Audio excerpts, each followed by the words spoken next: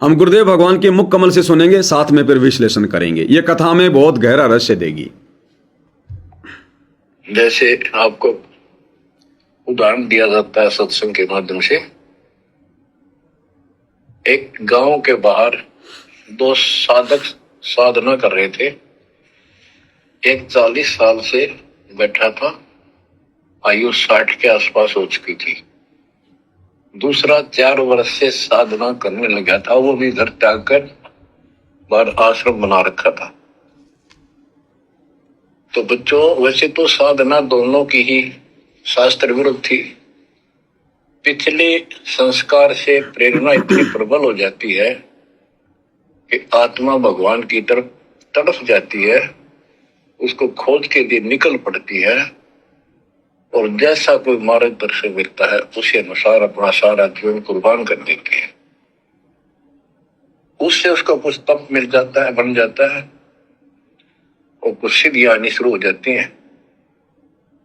उससे उसका वह बोलबाला हो जाता है। फिर उसकी मृत्यु के बाद वह एक यादगार बना दी जाती है।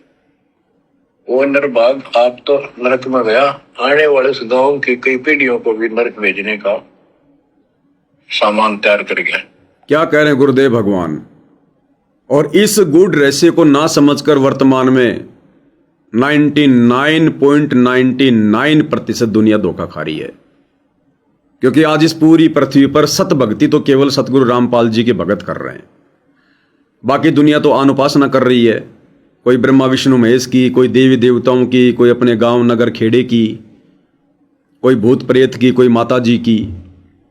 अब गुरुदेव क्या कहना चाह रहे हैं कि वर्तमान में जो व्यक्ति शास्त्र अनुकूल सत भक्ति नहीं कर रहा है, और शास्त्र अनुकूल सत भक्ति केवल सतगुरु रामपाल जी के चरणों में है और संसार में कहीं नहीं है।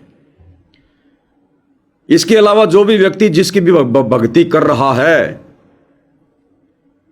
और उनके घर में मान लो ठाठ भी हो रहे हैं, बड़ी बड़ी फैक्ट्रियां भी हैं, कोई मंत्री पद पे है, कोई प्रधानमंत्री भी है, कोई मुख्यमंत्री भी है, बड़े बड़े लोग, बड़ी बड़ी हस्तियां भी हैं, और वो लोग देवी देवताओं की भक्ति कर रहे हैं। कोई मुसलमान धर्म में, कोई सिख धर्म में, कोई जैन धर्म में, कोई ईसाई धर्म में, कोई अपनी परंपरागत पूजा पाठ कर रहा है, कोई अपने बाप दादाओं की कोई पूजा कर रहा है, उनके श्राद्ध निकाल के लाभ उनको भी हो रहे हैं। और वो आत्मा सोच रही है कि हम जो वर्तमान में भक्ति कर रहे हैं, इस भक्ति से हमें वर्तमान में सारे सुख हो रहे हैं, सारे लाभ हो रहे हैं। मेरा बट्टा नौकरी लग गया, मेरा बड़ा मकान बन गया, घर में बड़ी गाड़ी आ गई, बड़ी मैंने जमीन ले ली, मैंने जो है बड़ा मैंने बिजनेस खोल लिया, मैंने फैक्ट्री लगा ली, पैसे की कोई कमी नहीं है, फार्म हाउस खरीद लिया, मंत्री बन गया, विधायक बन गया। और वो अपने अपने उन इष्ट देवताओं की पूजा, स्वामणी, भंडारा, कि हमें सब कुछ इन्हीं से मिल रहा है। जबकि परमात्मा क्या कह रहे हैं, यही सबसे बड़ा धोखा है। उन आधे अधूरे देवी देवताओं की जिनका फल नाशवान होता है, जिनकी भक्ति का फल नाशवान होता है, जो पूजने के योग्य नहीं है, अधिकारी नहीं है,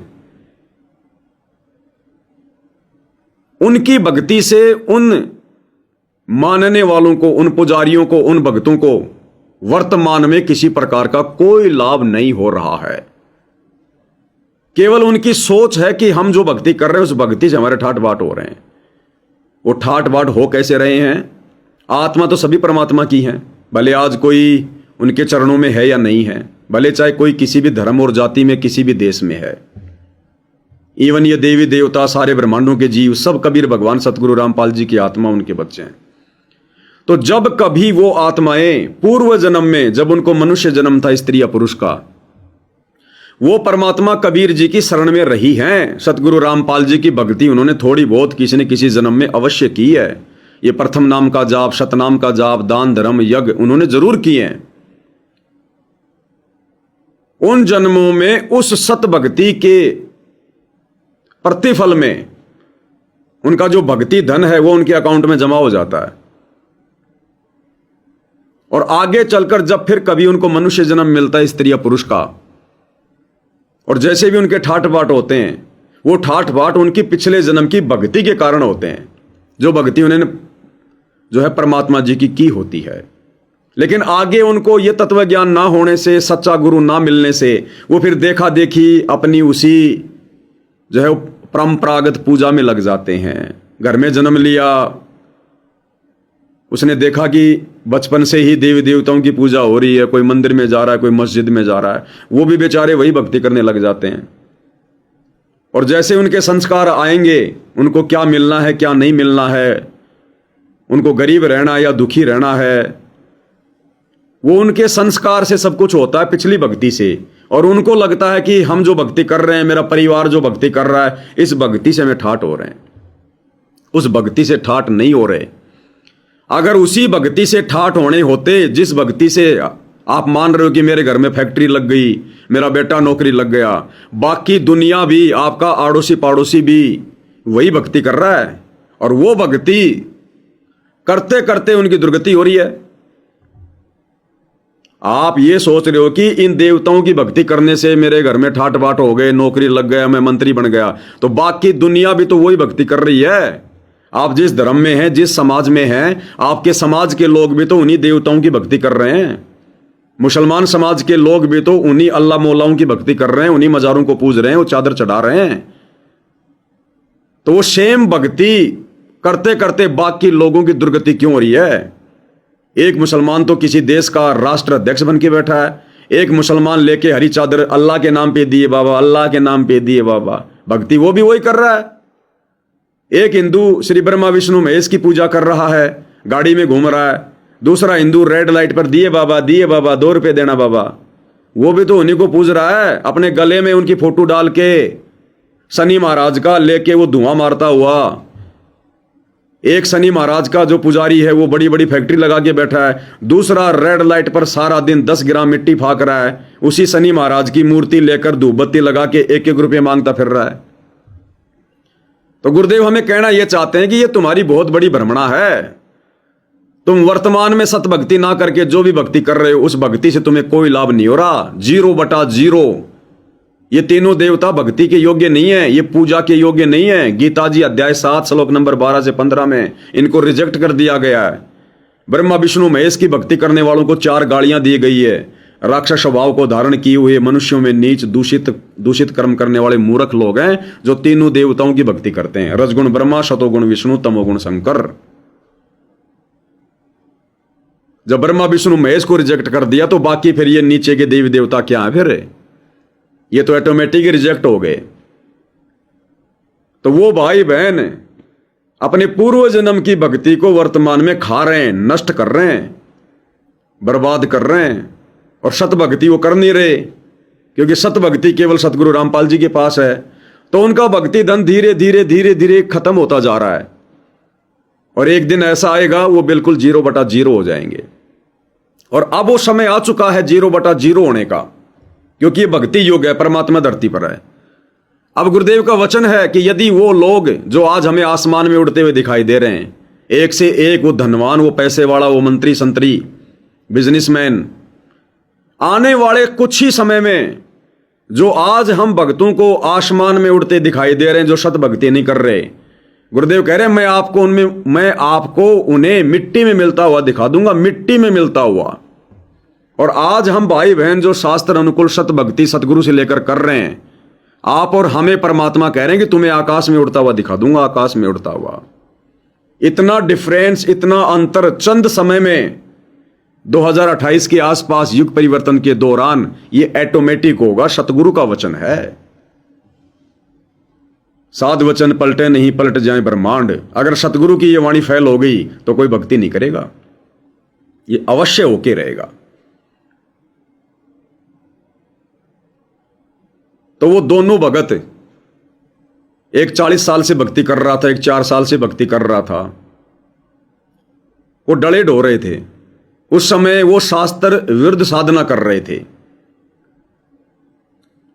अब भाइयों और बहनों, क्योंकि ये ठीक का समय है, अब सारी बातें अब ये क्लियर करनी पड़ेंगी। अब वो 2 भगत कौन थे? जो 40 साल से भक्ति कर रहा था वो कौन था, और जो 4 साल से भक्ति कर रहा था वो कौन था? जो 40 साल से साधना कर रहा था वो था उस जन्म में जो वर्तमान में सतगुरु रामपाल जी का छोटा भाई है महेंद्र। जो उस समय 40 साल से भक्ति कर रहा था ना, वो सतगुरु रामपाल जी का छोटा भाई था महेंद्र। और जो 4 साल से भक्ति कर रहा था वो था ये पवन दास। ये मैं अपनी तरफ से नहीं बोल रहा, ना मेरे को कोई दिखाई दे रहा कि मेरा कोई मेरी कोई दृष्टि कोई ऑन हो गई हो। ये सतगुरु रामपाल जी ने बोल रखा है। हिसार जेल से जो 9 पेज का एक लेटर आया था गुरुदेव भगवान का, उसमें गुरुदेव ने ये बात संकेत में लिखी हुई है। उस लेटर पे मैं फिर कभी एक बार पूरा अच्छा सा वीडियो बनाऊंगा। तो उस समय वो 2 भगत, क्योंकि ये घटनाएं परमात्मा जानबूझ के घटित करवाता है।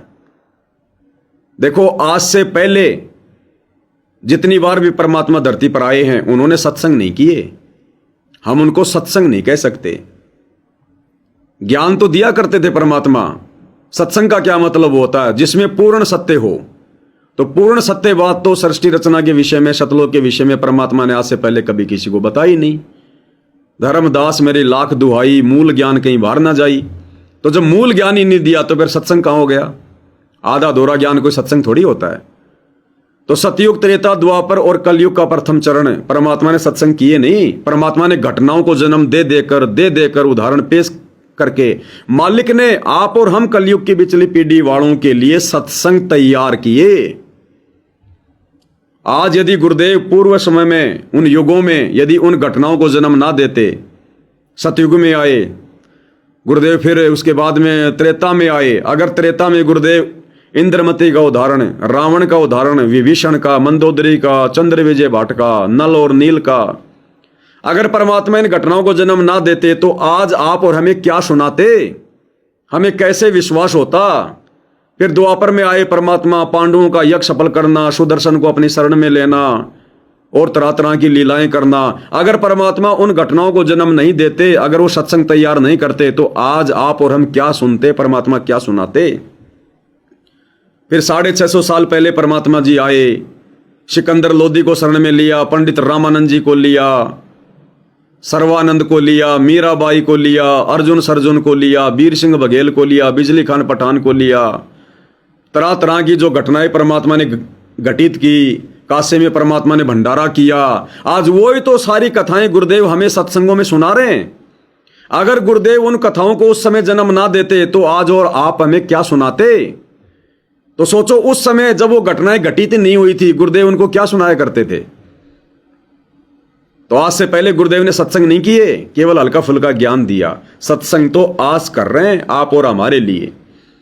तो इसी प्रकार परमात्मा ने उस घटना को जन्म दिया, देवदूत को पृथ्वी पर भेजकर उन 2 भक्तों के माध्यम से। तो जो 40 साल से भक्ति कर रहा था, जो कि डले ढो रहा था, वो उस समय वो आत्मा थी जो आत्मा वर्तमान में सतगुरु रामपाल जी का छोटा भाई है महेंद्र। और जो 4 साल से भक्ति कर रहा था, जो कि डले ढो रहा था, क्योंकि भक्ति तो सही थी नहीं, वो ये पवन दास आपका गुरु भाई। ये जब 9 पेज का लेटर मैं दोबारा से मालिक के आशीर्वाद से पढ़ाऊंगा तब आपको अच्छे से आपको समझ में आ जाएगा। और उस पेज में, उस लेटर में परमात्मा ने यह भी संकेत किया है कि आज से 650 साल पहले जो 64 लाख भगत हुए थे, उन भगतों में 2 आत्मा नहीं थी, क्योंकि अभी 64 लाख भगत पूरे आए नहीं है। अभी सतगुरु रामपाल जी की संगत में 64 लाख संगत नहीं हुई है। ये आश्रम वाले चाहे 10 करोड़ बोलो, चाहे 12 करोड़ बोलो, इनका तो कोई जुबान है ही नहीं। अभी 64 लाख भगत नहीं आए परमात्मा के। तो 650 साल पहले जो 64 लाख भगत थे, जो संगत थी, उस संगत में मैं पवन दास और वर्तमान में जो गुरुदेव का छोटा भाई है महेंद्र, हम 2 नहीं थे। हम दोनों को परमात्मा जी ने परम भगत की संज्ञा दी है। परमात्मा हमें युगों युगों से हमारे को तैयार करते हुए आ रहे हैं। लेकिन दुर्भाग्य, क्योंकि ये परमात्मा जबरदस्ती नहीं करता, केवल अपना विधान बताता है। फिर आत्मा के ऊपर निर्भर करेगा आत्मा क्या चाहती है। अगर जबरदस्ती करनी होती तो परमात्मा हमें सतलोक से नीचे नहीं आने देते, हमारे को वही डांट मार के रख लेते कि नहीं जाना काल के साथ में, हम सब वही रह जाते। क्यों आज गधे कुत्ते सुअर बनते? तो जब परमात्मा ने अपनी आत्माओं को शतलोक में भी स्वतंत्र रखा, उन पर दबाव नहीं दिया, तो आज इस पृथ्वी पर आकर परमात्मा कैसे दबाव देंगे, कैसे दबाव देकर भक्ति करवाएंगे? और इसी स्वतंत्रता का नाजायज फायदा आज संगत उठा रही है। भाई, भगवान का तो काल के साथ एग्रीमेंट है, परमात्मा तो जबरदस्ती नहीं करेगा। जबरदस्ती करनी होती तो फिर भगवान ने इतना दुखी होने की जरूरत नहीं थी, जेल में जाके बैठने की जरूरत नहीं थी। जो परमात्मा सतलोक में बैठा बैठा 21 ब्रह्मांड सहित सभी आत्माओं को यहां भेज सकता है। वो सतलोक के सिंहासन पर बैठा बैठा यहां से वापस भी ले सकता है। तो मालिक ने सारा काम अपने विधान से करना है। इसीलिए परमात्मा बार बार हमारे से प्रार्थना करते हैं कि भाई ज्ञान को समझो, ज्ञान के समझो, मेरे मकसद को समझो, यहां के जो कष्ट हैं, जो दुख हैं, उनके ऊपर तुम विचार करो। तो उन 64 लाख भक्तों में हम 2 भगत नहीं थे, लेकिन दुर्भाग्य उस महेंद्र का जो वर्तमान में काल के हत्थे चढ़ गया, उसका कोई माड़ा संस्कार, और मुझ नीच पे परमात्मा ने दया कर दी। कोई मेरा पिछला संस्कार कोई मजबूत होगा मालिक की दया से, या वर्तमान में मैंने हो सकता है परमात्मा जी के प्रति कोई लगन लगाई हो, ऐसी मेरी किसी सेवा भाव से परमात्मा जी जो है प्रसन्न हुए हों कि नुक्ते ऊपर रीजे गारे कोटि कर्म जल जाएं तुम्हारे। हो सकता है वो मालिक का खेल है, परमात्मा ने क्या किया क्या नहीं किया, जो परमेश्वर जी ने दास को संभाल लिया और आज ये कुत्ता उन्हीं के आशीर्वाद से अपने बाप को पहचान पाया। तो वो एक आत्मा महेंद्र जी आज काल के जाल में है, मोक्ष से वंचित होता जा रहा है। दूसरी तरफ गुरुदेव भगवान सात संगति से जोड़कर मुझ पवन दास को दिन प्रतिदिन सत भक्ति मार्ग पर आगे बढ़ाते जा रहे हैं। परमात्मा जी जो है वो दृढ़ करते जा रहे हैं। क्योंकि भाई और बहनों, बहुत सारी बातें हैं, ये अध्यात्म है, इसमें पॉइंट पे पॉइंट निकलेंगे। सतगुरु की महिमा अनंत है। 7 समुद्र की मसी करूं, लेखनी करूं बन राय, धरती का कागज करूं, गुरगुण लिखा न जाए। परमात्मा ने एक उदाहरण भी तो पेश करना है। जब हम सतलोक से इस गंदे लोक में नीचे आए तो सर्वप्रथम एक आत्मा ने हाथ खड़ा किया था, जिसकी परमात्मा जी ने दुर्गा बनाई, युवा लड़की बनाई। तो सतलोक से नीचे आने के लिए उन सर्व सुखों को छोड़कर सर्वप्रथम केवल एक ही आत्मा ने यश किया था। केवल एक ही आत्मा ने सबसे पहले हां भरी थी, और उसके बाद में देखम देखा सब ने हाथ खड़ा कर दिया। और जितनों ने हाथ खड़ा किया वो सब के सब परमात्मा ने फिर नीचे भेजने पड़े। सेम प्रोसीजर वही है। सतलोक में भी हम सभी आत्माओं को भक्ति मार्ग से नीचे जो गिराया था वो गुरु के परिवार ने गिराया। भाई हम सब तो आत्माएं थी। परमात्मा ने सबसे पहले अपने जिन विशेष अंशों को अपने वचन से जो पैदा किया वो कौन थे? उनके पुत्र थे। उसके बाद में अक्षर पुरुष था, ये काल था जिसको परमात्मा ने अपने वचन से पैदा किया, ये भी परमात्मा का बेटा था। तो सतलोक से हमें नीचे परमात्मा के परिवार ने गिराया, उनके बेटे ने हमारे को नीचे गिराया। वहां तपस्या का ढोंग करके, भक्ति विरुद्ध काम करके, जो सतलोक की मर्यादाओं में नहीं था, जो वहां के संविधान में नहीं था। क्योंकि भाई और बहनों, सतलोक का भी एक संविधान है, वो सबके सामने होता है। जैसे हम कोई मोबाइल लेते हैं तो मोबाइल का एक मेन्यू आता है, उसकी एक समरी आती है, उसका एक संविधान एक छोटी सी एक पुस्तक से आती है वो डब्बे के अंदर, कि मोबाइल को आपने कैसे कैसे चलाना है। ऐसे ही परमात्मा ने जब सृष्टि रची सतलोक में, तो वहां का एक संविधान बना दिया कि भैया देखो, ये करोगे तो ये होगा और ये करोगे तो ये होगा। तो काल ने संविधान तोड़ा, परमात्मा के बेटे ने सबसे पहले संविधान तोड़ा, उसके पीछे हम सब मर गए। और सबसे पहले एक आत्मा ने हां भरी, स्वीकृति दी। उसके बाद जितनों ने भी हाथ खड़े किए सबको परमात्मा ने नीचे भेजा। अब सेव सिस्टम वो होगा। अब इस काल लोक के दुखों से, पीड़ाओं से, इन कष्टों से भली भांति परिचित होकर सतलोक जाने के लिए सर्वप्रथम एक ही आत्मा स्वीकृति देगी। हृदय से, आत्मा से, ज्ञान आधार से सबसे पहले एक ही भगत स्वीकृति देगा इस पूरी संगत में। चाहे लाखों करोड़ों अरबों भगत हो जाएं परमात्मा के, सिस्टम वही चलेगा सेम। एक ही आत्मा स्वीकृति देगी। और आज हमें फंसाए रखने के लिए, आज हमें यहां पर फंसाए रखने के लिए फिर वही परमात्मा का संविधान कौन तोड़ रहा है? गुरु का परिवार, गुरु के बेटे। सतलोक में भी गुरु का परिवार, गुरु के बेटे। उस काल में मर्यादाएं तोड़ी, भक्ति का संविधान तोड़ा और तपस्या करने लग गया, मनमाना आचरण। आज यहां पर वो मर्यादा कौन तोड़ रहा है? गुरु का परिवार, गुरु के बेटे। और सर्वप्रथम इस गुरु के ज्ञान को समझकर एक आत्मा स्वीकृति देगी, और उस आत्मा के रूप में परमात्मा जी ने इस कुत्ते को खड़ा किया है। इस कुत्ते को परमात्मा ने जो है वो चुना है। और वैसे तो हम सभी का सौभाग्य कि हम परमात्मा की शरण में हैं, लेकिन आप भाई बहनों का सौभाग्य कि परमात्मा जी ने हमें साध संगति बख्शी, अच्छे भक्तों की संगति हमारे को जो है वो बख्शी। तो सर्वप्रथम भी काल लोक से बाहर निकालने के लिए परमात्मा एक आत्मा को तैयार करेगा। तभी तो आप जी देख रहे हो भाई और बहनों, मेरी क्या औकात, मेरी क्या बिशात। मैंने तो नाम भी 2013 में लिया। ना मैं ऐसा कोई पैसे वाला, ना मेरे कोई जमीन, ना कोई मकान, ना मेरे रिश्तेदार कोई अरबपति कोई खरबपति। जयपुर में किराए के मकान में पड़ा हूं। तो परमात्मा सर्वप्रथम अपनी तरफ से एक आत्मा को तैयार करता है। और जितनी भी भक्ति क्रिया जो आप जी वर्तमान में देख रहे हैं, जो गुरु जी के सत्संगों में प्रमाणित है, लेकिन कोई समझ नहीं पा रहा था कि वास्तव में क्या हमें गुरु जी की आरती उतारनी चाहिए, गुरु जी को ही भोग लगाना चाहिए, गुरु जी का ही जयकारा लगाना चाहिए, गुरु को ही दंडोत करना चाहिए। गुरुदेव के सत्संगों में से कितने प्रमाण दे दिए कि ये दाढ़ी मूछ वाली फोटो नकली है, गुरु जी असली भगवान है, परमात्मा है। गुरु के परमात्मा होने के विषय में दे दिए सारे प्रमाण। ये सारा सब कुछ क्यों हो रहा है? ये किसी जीव के बस की बात नहीं है। इसमें मेरा कोई श्रेय नहीं है, मेरा कोई बुद्धि स्तर का मामला नहीं है। ये परमात्मा उन्हीं घटनाओं को सेम टू सेम घटित करेगा हमें वापस सतलोक ले जाने के लिए। मालिक को पता था कि इन सबके मन में दोष आ गया, लेकिन सारे के सारे हां भरने को तैयार नहीं थे।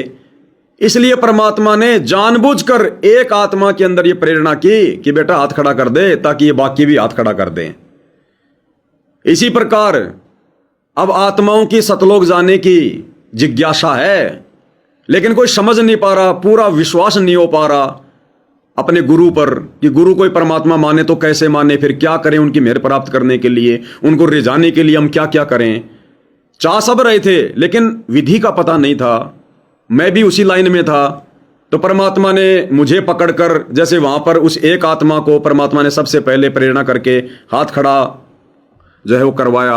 अब ऐसे परमात्मा ने उन आत्माओं में से मुझे निकालकर सामने खड़ा कर दिया साथ संगति के लिए कि भाई ऐसे ऐसे हम गुरु को भगवान मानेंगे, ऐसे ऐसे हम गुरु को ही परमात्मा मानेंगे, गुरु को ही प्रसन्न करेंगे। हमारा तो गुरु सब कुछ है, हमारा तो गुरु के अलावा कुछ नहीं है। तो जानबूझ के परमात्मा जी ने इस कुत्ते पे दया करके, ताकि सबसे पहले मैं सतलोक जाने की तैयारी करूं, मैं रुचि बनाऊं सतलोक जाने की। फिर पीछे पीछे पीछे पीछे आप जी देख रहे हो भाई और बहनों, आज हजारों की संख्या में भाई बहनों ने हाथ खड़े कर दिए कि भैया हमें सतलोक जाना है। हम इन सतलोक आश्रमों में नहीं जाएंगे जब तक हमारा गुरु नहीं है। हम काल के जाल में ये भटकना और भ्रमणा वाला खेल नहीं खेलेंगे। और घर बैठकर भक्ति कर रहे हैं बिना आश्रम के, बिना किसी कोऑर्डिनेटर के, कोई ऑब्जेक्शन नहीं, और घर बैठ के मर्यादा निभा रहे हैं। और ये आत्माएं सतलोक आश्रमों में जा जाकर भी आत्माएं मर्यादा नहीं निभा पा रही। यानी हजारों भक्तों की संगति उन आश्रमों में, उसके बाद भी कोई मर्यादा में नहीं है। और यहां साथ संगति में घर बैठे आत्मा मर्यादा निभा रही हैं, दृढ़ होती जा रही हैं, सतलोक के अलावा कुछ दिखाई नहीं दे रहा। तो ये सेम टू सेम वो प्रोसीजर है भाई और बहनों। तो इसमें कोई छोटा बड़ा समझने की बात नहीं है। ये बताना मेरा फर्ज है, क्योंकि जो मुझे परमात्मा प्रेरणा करेगा वो बातें बताना मेरा धर्म है। बाकी मैं तो खुद दो कोड़ी का जीव हूं, मेरी कोई औकात नहीं है। अगर भगवान मेरे ऊपर दया नहीं करते तो किसी और पे करते। किसी ने किसी को तो भगवान ने खड़ा करना ही था, तो उसमें उसका श्रेय थोड़ी है। 650 साल पहले जैसे परमात्मा जी ने भैंसे राम को आशीर्वाद दे दिया कि भाई भैंसा राम पंडित जी को वेद मंत्र सुना दे, तो वहां और भी तो जानवर थे, और भी तो भैंसे होंगे, अकेला थोड़ा चल रहा था। अब वो बाकी भैंसे कहें कि यार तू तो बहुत ज्यादा अपने आप में घमंडी हो गया है, ज्यादा हिंदी बोलनी आ गई तेरे को। अब भैंसे राम की क्या औकात बेचारे की है, अब वो क्या जवाब दे उन बाकी भैंसों को। तो इसमें भैंसे का कोई रोल नहीं है, इस पवन दास का कोई रोल नहीं है। ये तो परमात्मा ने जिस पे हाथ रखना है रख देना है, बस इतनी सी बात है। तो हमने मन में कोई दोष पैदा नहीं करना एक दूसरे के प्रति। हम सब दो कोटि के जीव हैं, परमात्मा के बच्चे हैं, परमात्मा सबको समान रूप से देखते हैं, और हम सब ने सतलोक जाना है। इसी प्रकार से मर्यादा में रह के भक्ति करके हम सतलोक जाएंगे, दूसरा कोई तरीका नहीं है। ऐसा नहीं है कि मेरे ऊपर परमात्मा ने हाथ रख दिया, थोड़ा मेरे को सामने खड़ा कर दिया, तो मैं फिर मर्यादा तोड़ता रहूं, भक्ति ना करूं तो मैं सतलोक चला जाऊंगा। बिल्कुल भी पॉसिबल नहीं है, 1% भी। जो रूल एंड रेगुलेशन परमात्मा के हैं वो सब पर लागू हैं, सब पर। तो वो जो दो भगत थे, एक 40 साल से भक्ति कर रहा था, एक 4 साल से, वो अब आपको पता चल गया होगा, क्योंकि वो भी कुछ तो विशेष है, तभी तो इतने बड़े ढमढमे को उसने संभाला बरवाला कांड के बाद। अरे गुरुजी का एक लड़का तो भगोड़ा बन के घूम रहा था, दूसरा जेल में पड़ा हुआ था, घर की औरतें डरी सहमी हुई थी, संगत सारी जो है वो बिखरी हुई थी।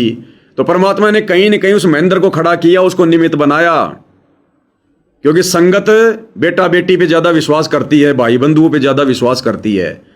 संगत ज्ञान आधार से नहीं चल रही थी, तभी तो बरवाला कांड हुआ। तो मालिक को पता था कि ये देखा देखी जुड़ेंगे सारे वापस। तो वहां पर देखा देखी के लिए, एक बार दोबारा से संगठित होने के लिए परमात्मा ने महेंद्र को निमित्त बना दिया। इधर परमात्मा सतलोक ले जाने के लिए इस दास के ऊपर दया कर रहे हैं। बस इतनी सी बात है, इससे ज्यादा और कुछ नहीं। तो क्या कह रहे हैं परमात्मा, उस समय वो दोनों ही वो डले डोरे थे, उनके पास में कोई उस समय भक्ति नहीं थी। जो पूर्व जन्म की भक्ति थी, उस भक्ति के आधार से उनमें वो श्रद्धा और आस्था परमात्मा के प्रति वो जो है वो पक्की थी। अब इस कथा से हमें समझ में आएगा कि वो महेंद्र वाली आत्मा, उस समय भी उसको भगवान पे विश्वास नहीं था, और आज भी उस आत्मा को भगवान पर विश्वास नहीं है। और उस 4 साल वाले भगत को उस समय भी भगवान पे दृढ़ विश्वास था, और आज आप जी भाई और बहनों देख ही रहे हो, बताने की जरूरत नहीं है। तो क्या कह रहे हैं परमात्मा, आने वाली पीढ़ियां उसी को मत्था टेक टेक के उस कब्र पे, उसकी मूर्ति पे, और अपनी मनोकामना पूर्ण करवाती हैं। होता किसी का कुछ नहीं, पर वह भावना बन जाए, देखा देखा वैसे सूत बैठ जाए, दाव लग जाए, स्वाभाविक। जो भक्ति ना करते उनका भी हो जाता, वो तो उसका संसार होता, और वो नियमित उसका कर देते थे। अब हम भी ऐसे ही थे। हम बताना चाहता दास, फिर भी विश्वास बहुत काम करता है, भगवान उसके नंबर देता है अलग से। क्या कह रहे हैं गुरुदेव, फिर भी विश्वास बहुत काम करता है, भगवान उसके नंबर देता है एक्स्ट्रा अलग से विश्वास के। आज उसी के नंबर तो हमें मिल रहे हैं, जो हम इतने दृढ़ हो रहे हैं, मर्यादा नहीं टूटने दे रहे, संघर्ष कर रहे हैं विश्वास की बदौलत। कहे कबीर सुनो भाई साधो, मैं तो हूं विश्वास में। आज हमने विश्वास कर लिया कि हमारे गुरुजी परमात्मा है, स्वयं कबीर साहिब हैं, इनके अलावा और कुछ नहीं है। तो गुरुदेव ने कैसी दया कर दी हमारे ऊपर, अपने आशीर्वाद की बौछार कर दी। अपनी मेहर देने के लिए परमात्मा ने आरती उतरवानी शुरू कर दी, भोग लगवाना शुरू कर दिया। अच्छे भक्तों की सुसंगति हमारे को दे दी परमात्मा ने, विश्वास की बदौलत। और शतलोक आश्रमों में भाई बहनों को विश्वास नहीं है कि हमारे गुरुजी परमात्मा होंगे। उनको जैसा AI से फिल्में बना बना के दिखा दिया जाता कि गुरुजी तो 1997 में शतलोक गए, कबीर जी आए, गुरुजी को भेज दिया। अब गुरुजी धरती पर नहीं है, गुरुजी के रूप में कबीर जी हैं। अब कबीर जी हैं तो फिर दाढ़ी मूंछ होनी चाहिए थी ना, फिर वो कबीर ही होना चाहिए था फिर। तो उनको विश्वास नहीं है। वो अपने गुरुजी को कहते जरूर है भगवान भगवान, सतगुरु रामपाल जी भगवान की जय, बंदी छोड़ सतगुरु रामपाल जी भगवान की जय। लेकिन जब जून का महीना आता है तो उनका बंदी छोड़, उनका भगवान, वो दाढ़ी मूंछ वाली कबीर की नकली फोटो हो जाती है। इन लोगों को विश्वास नहीं है, तभी तो इनकी मर्यादा बार बार, इनकी मर्यादाएं खंडित करवाई जा रही हैं, क्योंकि इनको अपने गुरु के ज्ञान पर विश्वास नहीं, अपने गुरुजी पर इनको विश्वास नहीं कि हमारे गुरुजी क्या आदेश देंगे और क्या आदेश नहीं देंगे, क्योंकि ये सत्संग नहीं सुनते, सुनते तो ये विचार नहीं करते। तो गुरुदेव क्या कह रहे हैं कि बच्चों, विश्वास बहुत जरूरी है, और इस विश्वास के प्रतिफल में परमात्मा अलग से नंबर देता है। तो आज विश्वास के कारण जो हम सत्सेवक भाई बहनों ने किया अपने गुरु पर, इस भक्ति पर, इस विश्वास के कारण ही आज भाई और बहनों हम शतलोक जाने की लाइन में हैं। क्या कह रहे हैं मालिक, फिर भी विश्वास बहुत काम करता है, भगवान उसके नंबर देता है अलग से नंबर देता है। अब सुनिएगा आगे, तो उसकी भक्ति में आस्था अगले जन्म में बनी रहती है इस तरह की क्रियाओं से। जो आस्तिक और नास्तिक दोनों क्रिया करता है, वो घर का रहता ना घाट का। क्या कहते हैं गुरुदेव, जो आस्तिक और नास्तिक दोनों क्रिया करता है, वो भगत ना घर का रहता ना घाट का रहता। तो आज आस्तिक और नास्तिक दोनों क्रिया संगत में आज कौन कर रहे हैं? सतलोक आश्रमों से जुड़े भाई बहन आस्तिक भी हैं और नास्तिक भी हैं। 8 सितंबर को तो ये लोग आस्तिक बन जाते हैं कि सतगुरु रामपाल जी भगवान, सतगुरु रामपाल जी भगवान। और जून के महीने में ये नास्तिक बन जाते हैं कि वो कागज का टुकड़ा भगवान, कागज का टुकड़ा भगवान। अरे कागज का टुकड़ा भगवान होता है क्या, जो ना चल रहा, ना बोल रहा, ना आशीर्वाद दे रहा, ना नाम दे रहा, ना ज्ञान सुना रहा। वो कागज का टुकड़ा जून के महीने में संगत को भगवान लगने लगता है, वहां तो ये नास्तिक हो जाते हैं, जिंदा भगवान को भूल जाते हैं। जो हमें ज्ञान दे रहा, नाम दे रहा, हमारे सौ काम कर रहा, उस गुरु को तो ये भूल जाते हैं जून के महीने में, और कागज के टुकड़े को ये भगवान मान लेते हैं। और जब 8 सितंबर आता है कि गुरु जी का अवतरण दिवस, गुरु जी का अवतरण दिवस है, तो लड्डू जलेबी बर्फी के चक्कर में ये आस्तिक बन जाते हैं कि गुरु जी भगवान, गुरु जी भगवान। सत्संग सुनते हैं, कहीं बात चलती है तो कहते हैं कि हमारे गुरु जी राजनीति से दूर हैं, हमारे गुरु जी अपने भक्तों को राजनीति से दूर रखते हैं, राजनीति करने वालों को गुरुजी नाम भी नहीं देते। और जब गुरु का परिवार पीला पर्चा निकाल देता है कि बीजेपी को वोट डालना है, कांग्रेस को वोट डालना है, बीजेपी का सपोर्ट करना है, कांग्रेस का सपोर्ट करना है, मुख्यमंत्री की रैली में जाना है या प्रधानमंत्री की रैली में जाना है, तो ये नास्तिक बन जाते हैं। इनको विश्वास नहीं है कि हमारे गुरुजी क्या आदेश देंगे और क्या आदेश नहीं देंगे, फिर ये रैलियों में धक्के खाने लग जाते हैं। तो गुरुदेव कहते हैं जो आस्तिक और नास्तिक दोनों भूमिका करते हैं, वो ना घर के रहते ना घाट के, वो भगत नहीं है। फिर वो क्या कह रहे परमात्मा, ध्यान से सुनो। तो उसकी भक्ति में आस्था अगले जन्म में बनी रहती है इस तरह की क्रियाओं से। सुनिए, जो आस्तिक और नास्तिक दोनों क्रिया करता है, वो घर का रहता ना घाट का। जो आस्तिक और नास्तिक दोनों क्रिया करता है, वो ना घर का रहता ना घाट का। तो ये आश्रम वाले दुनिया को तो ज्ञान देते हैं कि हमारे गुरुजी राजनीति पसंद नहीं करते, और जब आता है राजनीति का समय तो उसी गुरु का नाम लेके पीला पर्चा निकाल के ये खुद भी राजनेताओं के पीछे दौड़ते रहते हैं, संगत को भी उनकी रैलियों में धक्के खिलाते रहते हैं। तो ये आस्तिक और नास्तिक दोनों हैं। तो ये ना घर के ना घाट के। आस्तिक कौन है? साध संगति से जुड़े भाई बहन, जिनका एक ही टारगेट है, संसार से मुंह मोड़ के सतलोक जाने की तैयारी करना। हम वही करते हैं जितना हमारे गुरुदेव ने हमें बताया है, समझाया है, जितना सत्संगों में सुनाया है, जितना उनकी आज्ञा है, उनका आदेश है। इससे ज्यादा हम एक कदम भी बाहर नहीं चलते, एक कदम भी। देखो ये परीक्षा का समय है भाई और बहनों, और पिछले 20-25 वर्षों से दिन रात एक करके इतना ज्ञान देके गुरुदेव ने फिर ये परीक्षा ली है। अब परीक्षा के समय में जो पेपर है वो विद्यार्थी के हाथ में है, और पेपर में क्या लिखा है? पेपर में लिखा है कि ताजमहल कहां है। विद्यार्थी को पता है कि टीचर ने, अध्यापक ने साल भर तक मेरे को पढ़ाया कि ताजमहल आगरा में है, ताजमहल आगरा में है। और उस समय यदि वो उसका टीचर, उसका अध्यापक, उसका गुरु उस परीक्षा के समय में अगर उस बच्चे को कहे कि बेटा तू लिख दे दिल्ली में है, वही टीचर जिसने साल भर तक पढ़ाया कि ताजमहल आगरा में है, और परीक्षा के समय में यदि वो अध्यापक उस बच्चे से कहे कि ताजमहल दिल्ली में है, क्या वो विद्यार्थी अपने अध्यापक के कहने से दिल्ली लिखेगा? बिल्कुल नहीं लिखेगा, 101% नहीं लिखेगा। उसको पता है कि ये मेरी परीक्षा, ये मेरा एग्जाम चल रहा है। तो सतगुरु रामपाल जी ने जो ज्ञान हमें अपने प्रवचनों में दिया, अपने सत्संगों में दिया, 20-25 वर्षों तक दिया कि बेटा राजनीति नहीं करनी, राजनीति नहीं करनी, राजनेताओं के पीछे अपना समय बर्बाद नहीं करना, और बात तेरे काम न आवे संतों शरण लाग रे, केस होवे गफलत में बंदे जाग जाग नर जाग रे। हमारा किसी भी राजनीतिक पार्टी से, किसी भी राजनेता से बेटा कोई संबंध नहीं है। और अब इस परीक्षा के समय में जेल जाने के बाद अगर गुरु भी आदेश दे कि आपने बीजेपी को वोट देना है, आपने कांग्रेस को वोट देना है, मुख्यमंत्री की रैली में जाना है, प्रधानमंत्री की रैली में जाना है, अगर असल में कोई विद्यार्थी होगा तो वो विद्यार्थी उस परीक्षा के समय में अपने गुरुदेव की उस ज्ञान विरुद्ध बात पर अमल नहीं करेगा। वो केवल बुद्धि विवेक का इस्तेमाल करेगा कि ये मेरी परीक्षा चल रही है, मैंने क्या करना है। हम परीक्षा दे रहे हैं, सामने हाथी की फोटो है और उसमें लिखना है कि ये जानवर कौन सा है, इसका नाम क्या है।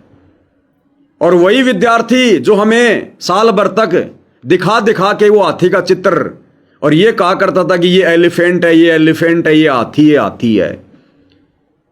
और वही अध्यापक, वही गुरु अगर उस परीक्षा में उस बच्चे से कहे कि बेटा इस हाथी के नीचे लिख दे ऊंट, कि ये ऊंट है, अगर वो विद्यार्थी होश में है, अगर उसने वो पढ़ाई ढंग से उसने पढ़ी है कि वो जानवर क्या है, क्या उस परीक्षा के समय में उस टीचर के कहने से क्या वो बच्चा हाथी के नीचे ऊंट लिख देगा? बिल्कुल नहीं लिखेगा। तो आप और हम भाई बहनों का ये वो परीक्षा वाला समय चल रहा है। अगर ये तमाम प्रकार के उल्टे आदेश जो सतलोक आश्रम वालों के द्वारा दिए जा रहे हैं पीले पर्चों में निकाल कर या गुरुजी की आवाज में ऑडियो वीडियो सुनाकर, अगर ये वास्तव में हिसार जेल से गुरुजी भी दे रहे हैं, तो भी भाई और बहनों आप और हमारी परीक्षा है। हमने इस परीक्षा में वही लिखना है जो गुरुजी ने सन 1994 से लेकर 2014 तक जो हमें अपनी पुस्तकों से पढ़ाया, जो सृष्टि रचना से बताया, जो सत्संगों के माध्यम से बताया। क्योंकि ये परीक्षा है, परीक्षा। आज ही हजारों की संख्या में सत्सेवक भाई बहन मुझ पवन दास को गुरुद्रोही मानने को तैयार क्यों नहीं है? लाखों की संगत मेरे से नादानी में नफरत करती है, मेरा नाम लेने से वो डरती है। सतलोक आश्रमों से जुड़ी संगत आज काल और दुर्गा से भी इतना भय नहीं मानती, इतना नहीं डरती जितना मुझ पवन दास के नाम से और मेरी शक्ल से डरती है। अपने मोबाइल से भी मेरे नाम गांव पते सब हटा दिए, मेरा फेसबुक का पेज वगैरह सब डिलीट करवा दिए, ब्लॉक करवा दिए। संगत में लोग मेरा नाम भी नहीं लेते। एक भगत जी बता रहे थे कि मैं सतलोक आश्रम में गया 2022 की जब ये परीक्षा, तो साथ संगति से कुछ भाई बहन आश्रमों में चले गए थे। तो वो भाई भी चला गया आश्रमों में, और आश्रमों में जाकर जब भाई उसे मिले आश्रम वाले और भगत कि भाई तू कहां से आया है भगत जी, कहां के हो? तो उसने बताया भैया मैं साथ संगति से जुड़ा हुआ था और अब पवन दास जेल चला गया तो मैं आश्रम में आ गया। तो उसने कहा कि भगत जी ये क्या कर रहे हो, उसका नाम नहीं लेना, हवा सिंह बोलो, हवा सिंह, कि मैं हवा सिंह के साथ में जुड़ा हुआ था। मतलब हवा का दूसरा नाम है पवन, हवा कह दो चाहे पवन कह दो। बोला भगत जी उसका नाम मत लो, नाम खंड हो जाएगा, गुरुजी का आदेश है, हवा सिंह बोल दो, हवा सिंह। भाई और बहनों, ये संगत काल और दुर्गा से भी इतना खोप नहीं खाती, इतना नहीं डरती जितना मुझ पवन दास के नाम से डरती है। मुझे पवन दास नहीं कहते, हवा सिंह कहते हैं। हवा सिंह कहने का मतलब लोग समझ जाएंगे कि ये पवन दास के बारे में बात कर रहा है।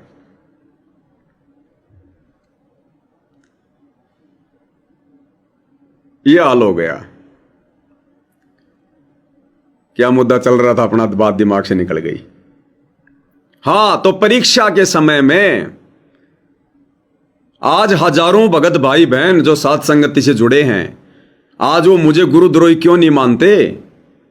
क्योंकि जब गुरुजी ने हमें साल भर तक पढ़ाया, 25 साल तक पढ़ाया, सत्संग सुनाए, तो गुरुजी ने गुरुद्रोही की परिभाषा में कई बार समझाई, कई बार बताई कि गुरुद्रोही कौन होता है, कैसा होता है, गुरुद्रोही के क्या लक्षण होते हैं। गुरुद्रोही सब कोई कहे, गुरुद्रोही न चिन्ह कोई, और गुरु से बैर ईर्ष्या करे, गुरुद्रोही कावे सोई। कि गुरुद्रोही तो वो होता है जो खुद नाम छोड़ दे, भक्ति छोड़ दे, और संगत से भी भक्ति छुड़वाए, अपने गुरु को गालियां दे, या गुरु के विषय में उल्टे जो है वो प्रचार करे, या भक्तों को भक्ति से दूर करे, या गुरुजी की मर्यादाओं के खिलाफ काम करे, वो होता है गुरुद्रोही। तो इस हजारों की संगत ने जब गुरुजी सत्संग सुनाया करते थे तो ध्यान से सुने थे, और आज चल गया परीक्षा का समय। और जब आज गुरुदेव भगवान सतलोक आश्रम वालों की शिकायत पर, जो सतलोक आश्रम वाले, जो गुरुदेव का परिवार अपने गुरु को मानुष मानता है, परमात्मा नहीं मानता, अपने जैसा जीव मानता है, और मुझ पवन दास से दुखी होकर कि पवन दास तो भैया सच्चाई बता रहा है, बरवाला कांड किसने करवाया, करोथा कांड किसने करवाया, गुरु का परिवार क्या कर रहा है, संगत को कैसे ठग रहा है, तो इनको हो गई टेंशन कि ऐसे तो हमारा धार्मिक धंधा बंद हो जाएगा, सारी संगत सात संगतियों में चली जाएगी। और इनके कहने से संगत मान नहीं रही थी। बरवाला कांड के बाद इन्होंने सारे यत्न कर लिए, गुरु के परिवार ने, गुरु के भाई ने, सब ने, कोऑर्डिनेटरों ने संगत रुक नहीं रही थी। साध संगतियों में 2-2, 3-3 हजार भगत आने लग गए थे, उमड़ उमड़ के आने लग गए थे, इनके कुक्रम देखकर, सारे प्रमाण देखकर। और इनके कहने से कोई असर नहीं पड़ रहा था, इनके वचन में कोई शक्ति नहीं है, आज भी नहीं है। तब इन्होंने गुरुजी की आड़ लेनी शुरू की कि संगत हमारे कहने से नहीं मान रही, क्योंकि भक्ति तो इनके पास है नहीं भाई और बहनों, इनके वचन में कोई पावर तो है नहीं। तब इन्होंने फिर गुरुजी के पास हिसार जेल में जाकर मेरी झूठी शिकायत कर दी। गुरुजी, पवन दास ने भक्ति छोड़ दी, भक्तों से भी भक्ति छुड़वा रहा है। गुरुजी, उसने तो अलग से कोई साथ संगति शुरू कर दी, कोई आश्रम खोल दिया, वो संगत को नाम दे रहा है। यानी गुरुजी के सामने गुरु को मानुष मानकर मुझ पवन दास के विषय में ऐसी ऐसी बातें बताई, जो बातें ये साबित करती है कि ये कार्य करने वाला भगत गुरुद्रोही होगा। तो गुरु तो भैया परीक्षा ले रहा है ना।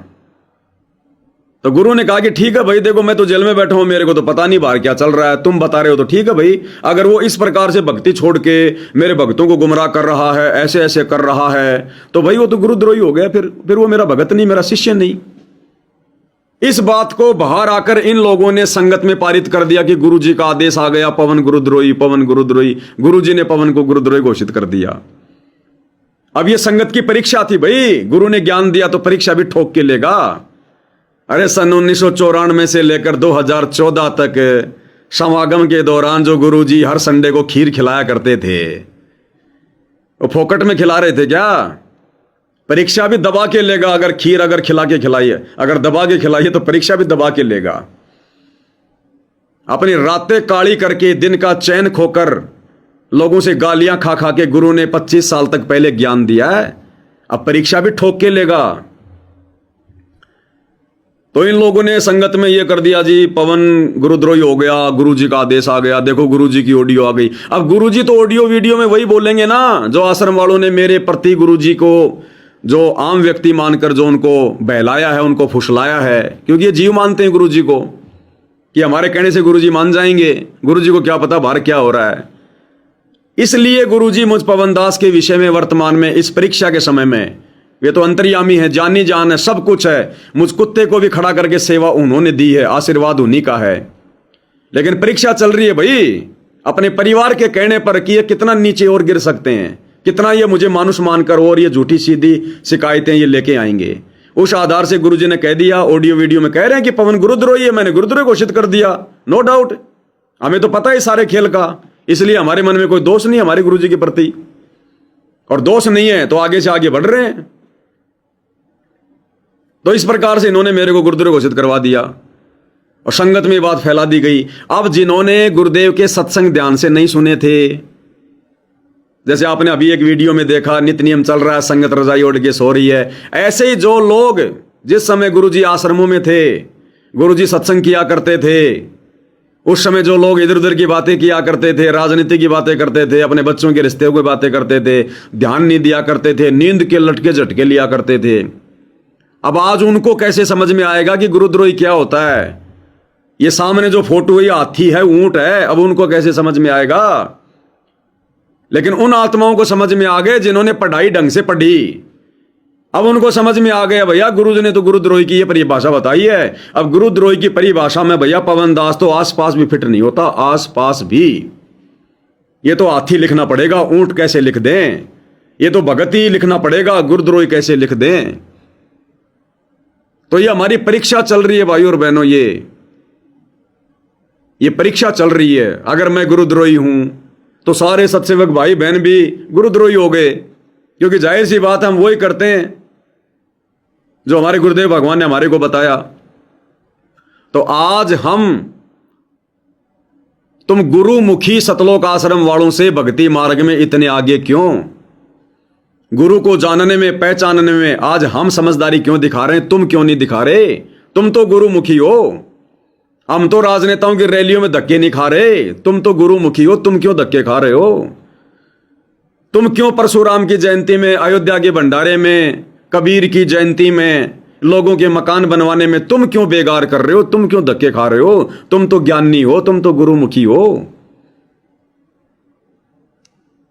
हम क्यों नहीं काल के जाल में फंस रहे? हम क्यों अपने घर को आश्रम बनाकर गुरु की गैर हाजिरी में दृढ़ता के साथ भक्ति कर रहे हैं?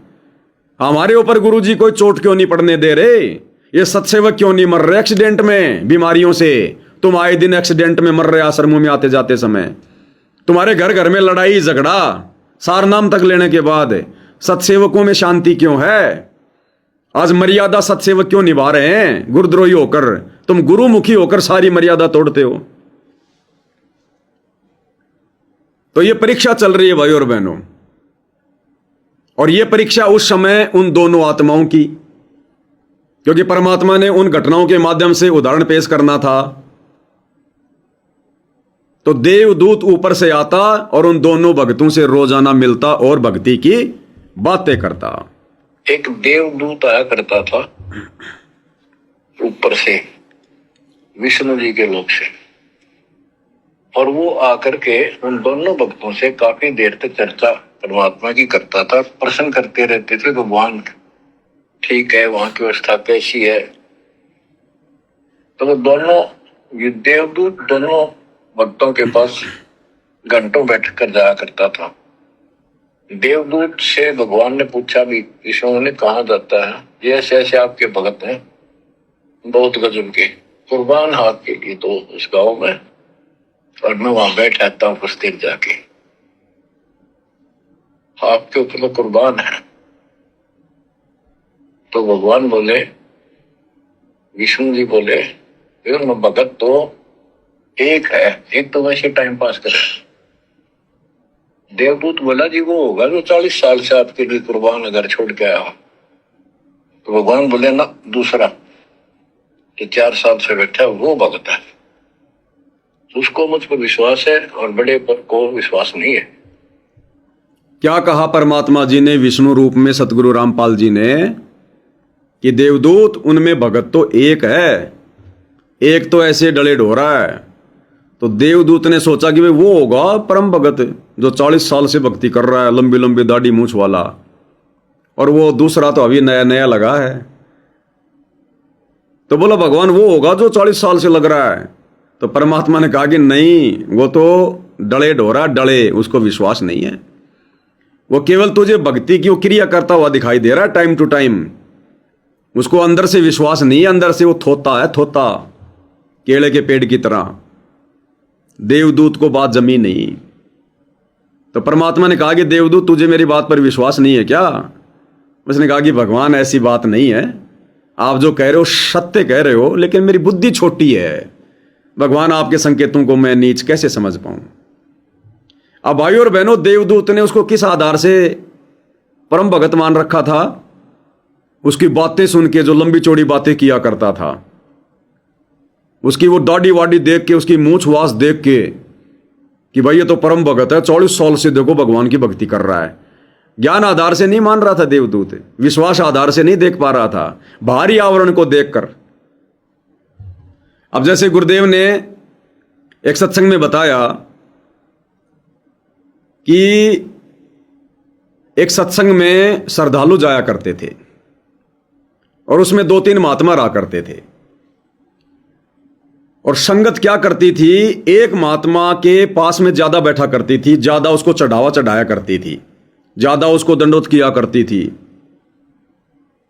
तो जो दूसरे महात्मा थे उन्होंने विचार किया, भाई ये क्या हो रहा है, भक्ति तो हम भी कर रहे हैं, इसी आश्रम में रहते हैं, और वो तो हमसे जूनियर भी है, फिर ये सारे गांव वाले इसी के पीछे क्यों लग रहे हैं, सारा दान धर्म चढ़ावा पूजा पाठ इसी को क्यों कर रहे हैं?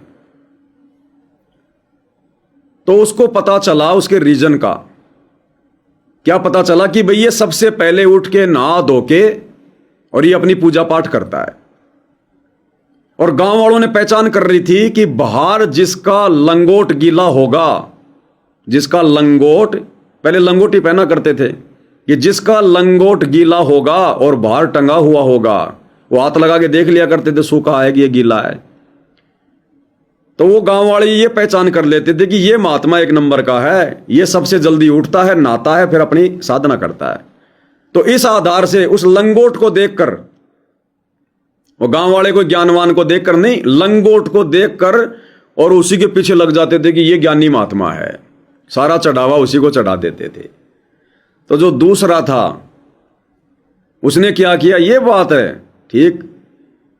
अब दूसरे दिन उसने क्या किया, उस महात्मा जी से भी आधा घंटा पहले उठा, और वो आलसी था, नहाया नुया नहीं, लंगोट को पानी में बह के निचोड़ के बाहर टांग दिया। उसको पता था कि दुनिया मूर्ख है, लंगोट को हाल लगा के पहचान करती है कि कौन महात्मा है और कौन नहीं है। तो उसने लंगोट बाहर टांग दिया और जाके सो गया। अब सुबह सुबह लोग आए, देखा, ओहो आज तो लंगोट इधर टंगा हुआ है। हाथ लगा के देखा तो गीला, ओहो महात्मा तो ये था। लोग उसकी तरफ चले गए, उसकी झोपड़ी में चले गए, उसके दान धर्म चढ़ावा चढ़ाने लग गए। तो इसी प्रकार वर्तमान में भाई और बहनों, ये जो शतलोक आश्रम आप देख रहे हैं, इन आश्रमों में भक्ति नहीं है। उस बाबा की तरह धोखा किया जा रहा है, जो लंगोट को गीला करके टांग देता था और बाद में अंदर जाके सो जाया करता था। लोग सोचते थे कि भगत एक नंबर का। इन शतलोक आश्रमों में भक्ति नाम की चीज नहीं है, छींट भी नहीं है, ना मर्यादा की ना भक्ति की। लेकिन संगत ने कैसे मान लिया कि भाई भक्ति तो शतलोक आश्रमों में होगी? 2-3 कारणों से। सात संगति को क्यों रिजेक्ट कर रहे हैं? क्योंकि ये ज्ञान आधार से नहीं चल रही संगत।